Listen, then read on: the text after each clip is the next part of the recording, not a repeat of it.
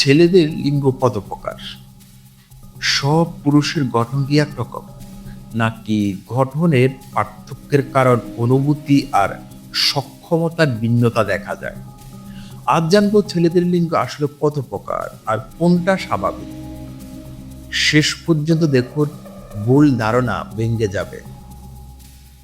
এই প্রশ্নটা অনেকে মনে করেন, কিন্তু লজ্জায় অনেকে জিজ্ঞেস করেন না। কেউ ভাবে আমারটা কি স্বাভাবিক, কেউ আবার ভাবে সবাই কি একরকম।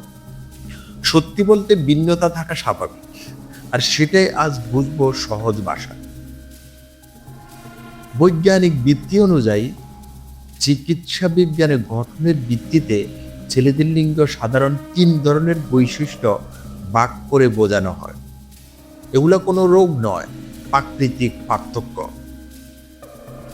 1 নাম্বার হলো বোয়ার টাইপ। স্বাভাবিক অবস্থায় আকার ছোট দেখাতে পারে, উত্তেজনার সময় তুলনামূলক বেশি পরিবর্তন দেখা যায়। বিজ্ঞান বলছে এটা সম্পূর্ণ স্বাভাবিক এবং কি খুব সাধারণ একটা ব্যাপার। 2 নাম্বার হলো শাওয়ার টাইপ। স্বাভাবিক অবস্থায় আকার তুলনামূলক বড় দেখাতে পারে, উত্তেজনার সময় পরিবর্তন তুলনামূলক কম। এখানে কোনো অস্বাভাবিকতা নেই, এটা শুধু গঠনের পার্থক্য। 3 নাম্বার হলো মিশ্র বৈশিষ্ট্য। কারো ক্ষেত্রে মাঝামাঝি বৈশিষ্ট্য দেখা যায়, একে কোনো আলাদা সমস্যা হিসেবে ধরা হয় না।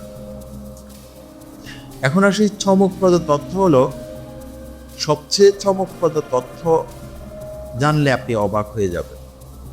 গঠন বা আকারের সাথে সক্ষমতার সরাসরি কোনো সম্পর্ক নাই।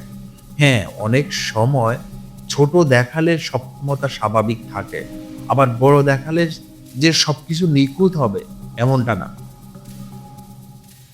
চিকিৎসা বিজ্ঞান বলছে বেশি গুরুত্বপূর্ণ হলো রক্ত সঞ্চালন, হরমোনের ভারসাম্য, মানসিক স্বাস্থ্যের অবস্থা, জীবন যাপন পদ্ধতি। এগুলো ঠিক থাকলে গঠন যাই হোক, স্বাভাবিক জীবন সম্ভব।